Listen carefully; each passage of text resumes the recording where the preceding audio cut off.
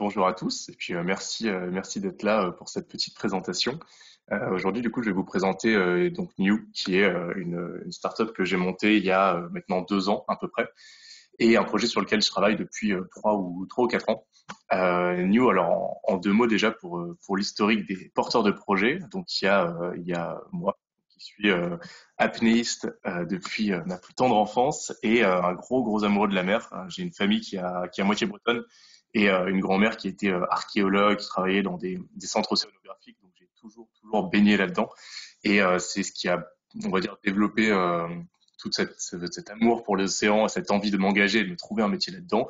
Et à côté, il y a Corentin, qui est un ami d'enfance, qui est mon associé, et qui lui, pareil, on a toujours partagé en fait, les mêmes valeurs, le même engagement, et l'espèce de même envie de monter quelque chose ensemble et de jamais avoir cette impression de travailler parce qu'on travaillera ensemble, quoi.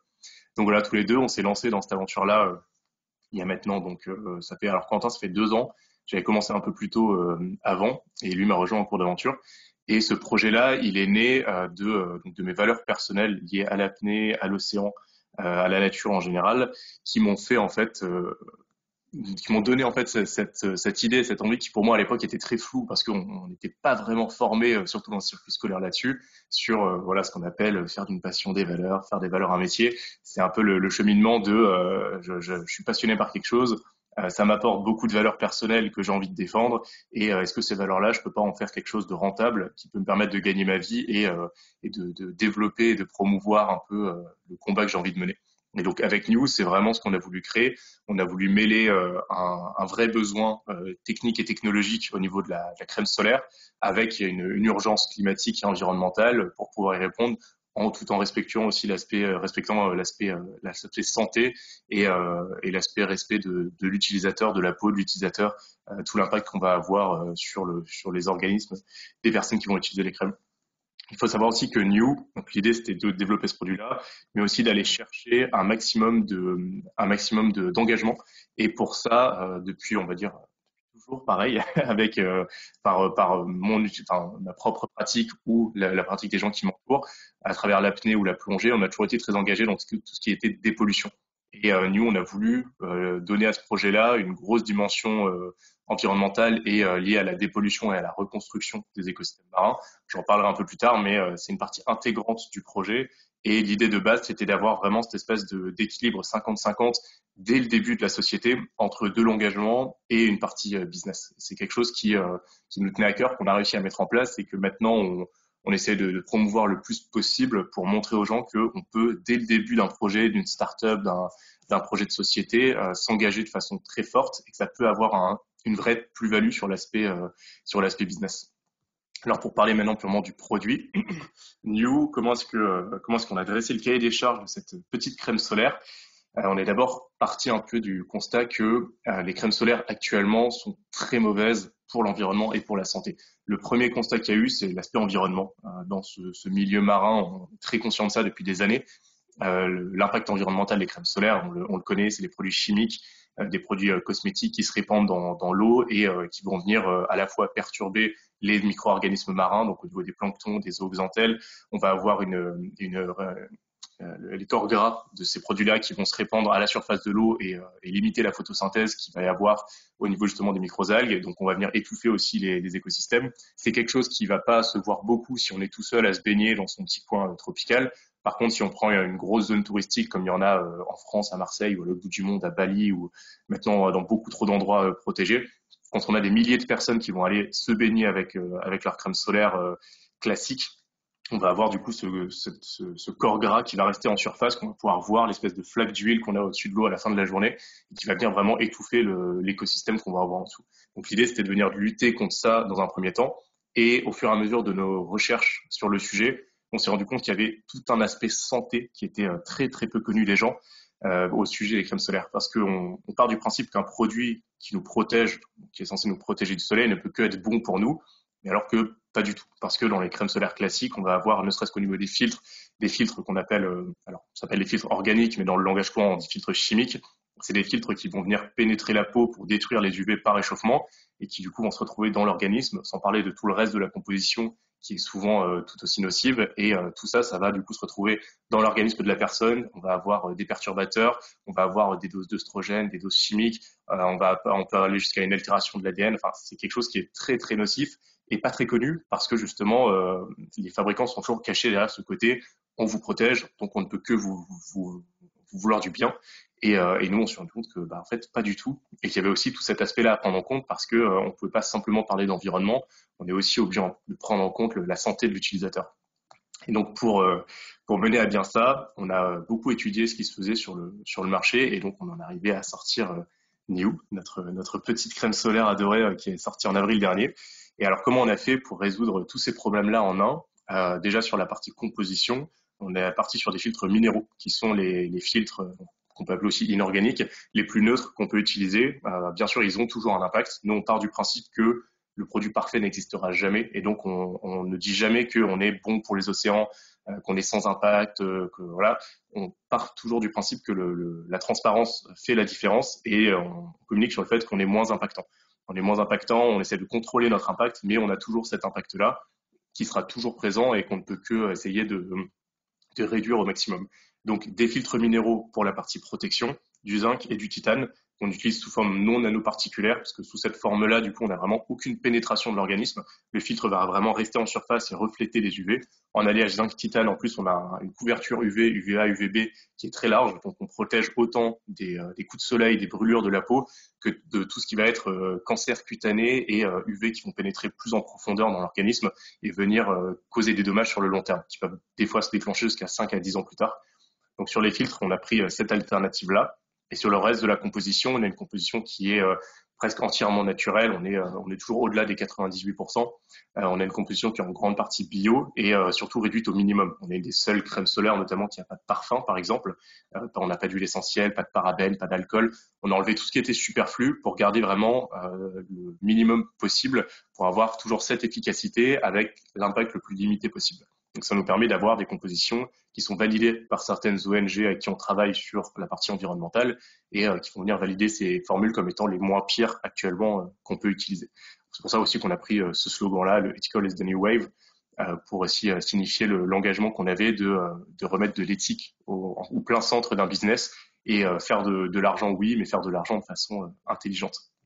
Et donc, au-delà de ça, sur la partie engagement, celle qui nous tient vraiment, vraiment à cœur, on avait commencé ce projet avec un engagement tout simple de dire on va nettoyer 1 mètre carré de plage par tube vendu. Donc cet engagement-là, on l'a respecté et même pas mal dépassé. Mais bon, c'était un début pour nous, mais on voulait quand même aller plus loin. Donc on a commencé à faire de plus en plus de nettoyage de plage, de dépollution sous-marine. On s'est engagé avec une ONG dans laquelle j'avais d'anciens amis avec qui j'avais travaillé, qui s'appelle Coral Guardians, qui fait de la replantation de coraux. Donc on a commencé à faire du financement de récifs de coraux. Et au courant du mois d'août de l'année dernière, une amie d'enfance à Corentin et moi est venue nous voir, qui s'appelle Lola, qui elle avait travaillé avec plusieurs ONG et qui en gros nous a dit qu'elle comptait créer son ONG pour les océans, qu'elle avait adoré notre projet et que ce serait génial de faire ça ensemble, ce à quoi on a tout de suite dit oui. Et c'est comme ça qu'est né Octopus, donc qui est notre propre ONG, alors qu'on n'a pas créé via New, qu'on a créé en tant que personne avec Corentin, parce qu'on ne peut pas lier une ONG directement à une entreprise. Donc New est simplement une des entreprises partenaires d'Octopus, donc c'est vraiment une ONG purement indépendante. Et donc via cette ONG-là, où on a actuellement une dizaine, voire bientôt une quinzaine de personnes, ça nous permet de monter nos propres actions environnementales, nos propres engagements, et surtout d'être transparent avec notre communauté sur comment est-ce qu'on s'engage, et pas simplement dire qu'on reverse 1% pour telle cause ou autre. Nous, on voulait vraiment avoir la main sur toute cette chaîne de valeur d'engagement, et grâce à ça, on peut se le permettre. Au niveau des actions qu'on va mener, une des actions phares qu'on est en train de développer en ce moment, c'est un projet avec Precious Plastic, donc qui est un projet international de valorisation de plastique. Donc à travers les dépollutions qu'on fait, on a fait fabriquer des machines de valorisation de plastique avec lesquelles on peut tout refabriquer. Et ça va vraiment de, comme vous voyez tout à gauche, le filament d'impression 3D à tout à droite, des bols, des dessous de table, des ustensiles, on peut fabriquer des meubles, on peut fabriquer des briques pour faire des constructions.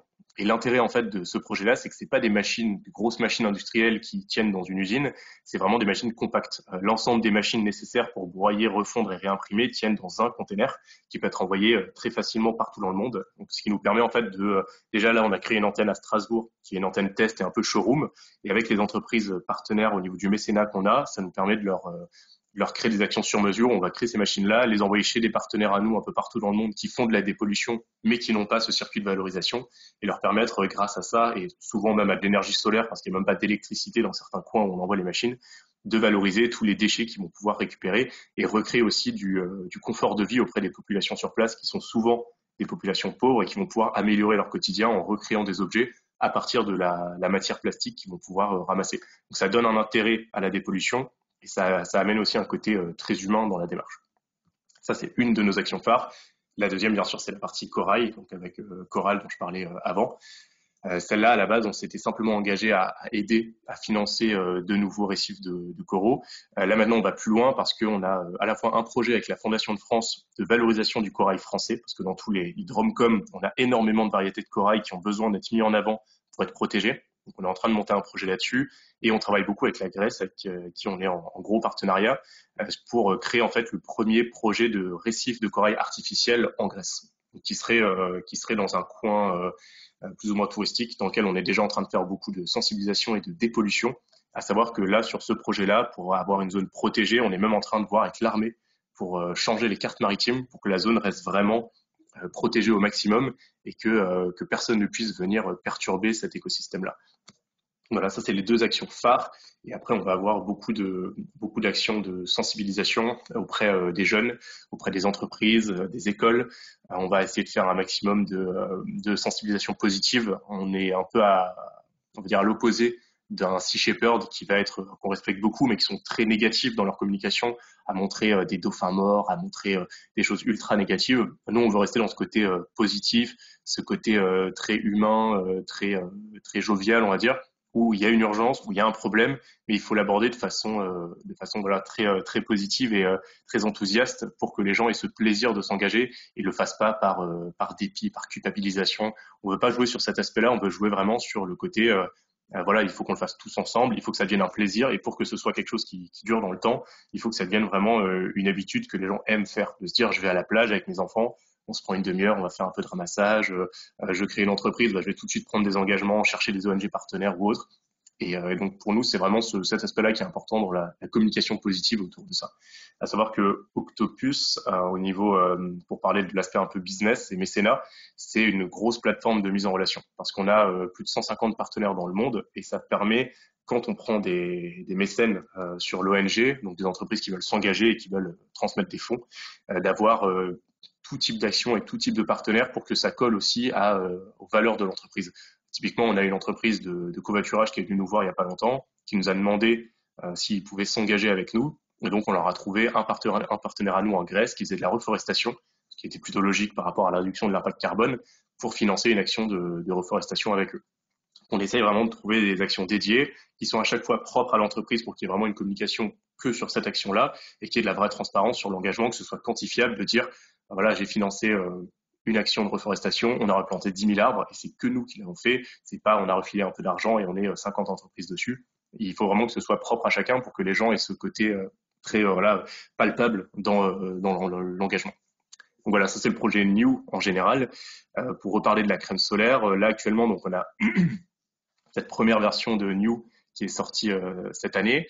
On a une nouvelle gamme qui arrive à partir du mois de juin, donc qui sera déclinée en SPF 30, 50, 50+ et après soleil, et qui du coup sortira dans des nouveaux packaging plus conçus. Donc on va être sur de l'aluminium français recyclé. On va essayer de travailler au maximum avec ce matériau-là qui pour nous actuellement est le moins nocif, le moins pire qui peut exister en étant différent des plastiques. Et cette gamme-là, normalement, devait sortir au mois de mai, va sortir au mois de juin avec la crise actuelle. Mais pour nous, là, ça va être une grosse évolution sur encore booster les protections, encore réduire un peu notre impact et pouvoir relancer toute une vague de sensibilisation. Surtout que là, on va être en pharmacie. Donc on attaque vraiment le côté médical C'est ce qu'on voulait faire à la base. On comptait le faire d'ici 2021. Là, ça s'est un peu accéléré. Donc c'est bien une bonne chose pour nous. Et ça va nous permettre de développer encore plus le projet, de faire encore plus parler de nous à ce niveau-là. Donc voilà, c'est quelque chose qui touche beaucoup les gens, notamment les pharmaciens qui maintenant veulent s'engager de plus en plus et qui cherchent des produits comme ça qui sont réellement éco-conçus, qui sont faciles à comprendre par le consommateur et qui ont une vraie dimension d'engagement à côté pour qu'il y ait une vraie plus-value au niveau business. Ce que je disais au début, en fait, nous, ce qu'on veut, et moi je fais beaucoup d'interventions sur ce sujet-là, c'est montrer à tous les futurs entrepreneurs que l'engagement ne doit pas faire peur, l'engagement ne coûte pas beaucoup d'argent, que l'engagement ne coûte pas beaucoup de temps. C'est simplement quelque chose à faire de façon intelligente et qui doit refléter les valeurs de l'entreprise et pas être fait simplement par besoin de communication. À partir du moment où les gens le font avec une vraie envie de changer les choses, que ce soit des toutes petites actions ou de très grandes choses, leur communauté sera réactive et leur communauté sera réceptive à ça et va respecter cet engagement-là, ce mouvement-là, et que ça pourra que amener justement cette partie business qui viendra en second plan parce qu'il y aura le bouche à oreille, parce qu'il y aura la communication positive et que ça va démarquer au niveau concurrentiel la société des autres. Donc c'est quelque chose que nous on essaie de promouvoir au maximum et pour l'instant ça marche très bien. On a plusieurs entrepreneurs qu'on avait lancés il y a maintenant presque plus d'un an pour certains qui ont très bien marché, qui ont pris des engagements, avec qui on travaille sur Octopus. Donc voilà, c'est une vraie fierté pour nous à la fois de faire évoluer notre projet dans la direction qu'on voulait et à la fois de pouvoir se dire qu'on a aidé d'autres projets comme ça à se lancer et à prendre part à un combat qui est aussi un peu le nôtre. Voilà, parce que c'est un peu tout pour moi. Donc, on va maintenant passer à la session de questions-réponses. Comment est-il possible d'avoir une protection indice 50 sans filtre chimique? La personne pense que des filtres minéraux, il est possible d'avoir que des filtres de 20 à 25, que de la protection de 20 à 25. Donc voilà, comment vous comptez faire pour avoir un indice 50 sans filtre chimique? Alors on l'a déjà fait, mais alors je comprends la question parce que c'est vrai que au niveau on va dire de l'ancienne génération de solaire sur le début du minéral, on n'arrivait pas à atteindre, et c'est très compliqué hein, d'atteindre des indices de protection corrects et élevés avec du minéral. Maintenant, heureusement, on a des technologies qui ont quand même pas mal évolué. Nous, on travaille avec notamment avec beaucoup de personnes hein, sur le développement. On a presque 3, bientôt 4 laboratoires avec qui on travaille. Mais on a notamment un ami à moi qui est spécialisé en solaire et qui lui a suivi toute cette évolution-là. Et c'est vrai qu'il y avait une époque où les crèmes solaires minérales, c'était quelque chose qui était épais, qui était sec, qui protégeait mal, qui protégeait mal aussi au niveau surface de la peau.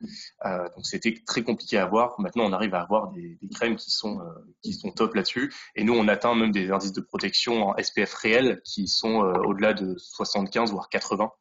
Donc ça nous permet en fait d'avoir des protections qui sont surévaluées pour vraiment garantir ce côté-là. On n'essaye pas d'avoir des crèmes qui sont tout pile dans les barèmes pour obtenir les certifications SPF. On essaie toujours de surévaluer ça. Sur notre nouvelle gamme, par exemple, on a une SPF 50 et une 50+, qui correspondent toutes les deux à des 50+. Mais au niveau marketing, il fallait qu'on ait une 50 et une 50+. Et il y a aussi que ça nous permet de dire que dans tous les cas, il y a une vraie protection qui est garantie dessus. Donc voilà, c'est une bonne question, mais c'est vrai que là, l'évolution de la technologie a fait que maintenant, on peut se permettre de faire du full minéral avec des indices élevés. D'accord, alors on va passer à la question suivante. Lorsque vos tubes de crème sont terminés par les consommateurs, qu'en font-ils? Est-ce que vous avez mis en place un circuit de valorisation des tubes? Très bonne question aussi. Alors là-dessus, sur la première version, non, pour des raisons de coût, parce qu'on a fait une micro-production et ça coûte extrêmement cher de faire de la valorisation en France parce on a beaucoup abandonné le système de consigne, ce qui rend très compliqué le fait de consigner ce qu'on vend comme produit quand c'est pas des produits très chers. Si on vendait des télés à 2000 euros avec 300 euros de consigne dessus, ça marcherait bien. Là, un tube de crème à 20 euros, si c'est pour récupérer 50 centimes ou 1 euro, c'est compliqué de faire en sorte que les gens se déplacent, plus derrière tous les coûts logistiques pour le rapatriement. Donc non, là actuellement, on conseille aux gens simplement de jeter leur tube dans le bac de recyclage. Après, sur la nouvelle gamme qu'on sort, vu qu'on est sur de l'aluminium, là, par contre, on est vraiment en train de voir pour mettre en place ce système-là de consigne et de recyclage, notamment avec les pharmacies. Et si on y arrive à terme, ça nous permettrait de travailler sur un seul stock d'aluminium qui tournerait sur nos productions. Parce que l'aluminium se recycle à l'infini et sans perte de matière. Donc, idéalement, on aimerait avoir un seul stock qu'on puisse faire tourner. Donc, au moment où on récupère nos flacons, de pouvoir les réutiliser directement et ne plus avoir à racheter de l'aluminium et en reproduire. Mais voilà, c'est compliqué en France parce que ce système de consigne-là qui a été abandonné fait que il faut tout faire soi-même, il faut tout financer soi-même. Et en tant que petite structure, c'est souvent compliqué de mettre ça en place. D'accord. Est-ce que vous allez vous lancer dans d'autres types de produits? Alors oui, on a pas mal d'autres produits en projet. Après, pour le moment, on se concentre sur le solaire, parce que c'est ce qui est le plus compliqué en cosmétique. Et voilà, et bien maîtriser le solaire, devenir un acteur leader du solaire écologique et minéral, c'est notre premier objectif avant de commencer à s'éparpiller. On trouve qu'il y a trop de marques en fait qui s'éparpillent sur un peu tout et qui du coup ne vont pas au bout des innovations possibles dans leur domaine. Donc nous, on veut vraiment être leader en innovation sur le solaire minéral avant de lancer d'autres produits en tout cas. D'accord. Est-ce que vous pourriez en dire plus sur la vision long terme de l'entreprise? Alors sur le long terme, en fait, on a cet objectif de déjà devenir un des leaders du marché français, de beaucoup se développer à l'international. L'un de nos projets, ça avance plutôt bien, c'est de réussir à être distribué dans toutes les zones du globe qui commencent à interdire les crèmes solaires chimiques. Et il y a beaucoup de coins en fait qui sont déjà rentrés avec nous, notamment le Mexique, Palau, Hawaï. On a des contacts à chaque fois dans ces zones-là, qui soit viennent d'eux-mêmes vers nous, soit qu'on récupère via d'autres partenaires. Notre vision long terme, c'est au-delà de devenir le futur L'Oréal avec uniquement des produits éco-responsables, voilà, de déjà devenir une référence dans le domaine et de pouvoir proposer ces produits-là dans les zones où il y en a le plus besoin et qui est en tout cas là où ça aura le plus d'utilité pour le moment à l'instant T. Donc c'est des zones qui sont déjà protégées et qui ont besoin de l'être encore plus. Alors, une personne qui représente une association de ramassage des déchets sur les plages de Pornic et qui souhaite sensibiliser les personnes, les visiteurs cet été, et qui demande si vous faites des distributions d'échantillons, des sensibilisations, voilà, si vous êtes contactable pour des opérations comme ça, un peu marketing à destination du grand public. Alors oui, alors pour ce genre d'opération, tout dépend de l'ampleur aussi de l'événement. Mais voilà, quand c'est des événements qui ont déjà quand je dis une bonne ampleur, c'est qu'il y a une structure dédiée liée à ça, qu'il y ait au moins une vingtaine de bénévoles sur l'événement. On fait du don d'échantillons à distribuer pour soutenir les événements comme ça. À savoir aussi que via Octopus, donc via notre ONG, on fait du don de matériel. Donc on a des sacs en toile de jute pour les ramassages. On peut donner pareil des goodies qui vont être liés. On a des partenaires un peu partout, donc on peut voir pour mettre en contact avec d'autres associations dans la région pour venir aider. Donc il ne faut pas hésiter à envoyer un message alors le mieux c'est de contacter directement Octopus. Donc sur Instagram, LinkedIn ou Facebook, c'est octopus.ntw pour trouver les pages. Et puis vous pouvez envoyer directement un message à l'ONG et on prendra en compte ça. Et en fait, les équipes de l'ONG traitent la demande, coordonnent le tout et nous, en tant que mécènes et partenaires de l'ONG au niveau entreprise, on va venir donner des stocks pour soutenir ça. D'accord, merci. Une autre question, est-ce que vous cherchez des bénévoles chez Octopus? Ah, toujours. On est toujours en recherche de bénévoles, à la fois d'ambassadeurs, de bénévoles, de nouveaux membres. Pareil, pas hésiter à contacter Octopus sur les réseaux, donc octopus.ntw, et rentrer en contact avec l'ONG. On est toujours en recherche de bénévoles partout dans le monde pour venir soit monter des actions, soit soutenir des actions, soit faire de la veille, de la recherche.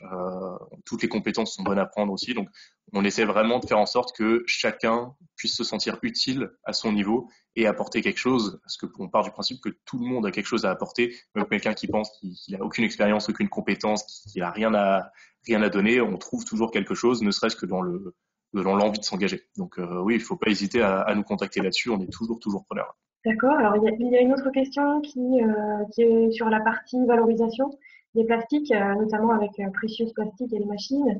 Donc, la Ouais. question est la suivante. Au niveau de vos objets effectués en 3D, si nous possédons déjà une machine, est-il possible de juste recevoir le matériau et le schéma d'algorithme?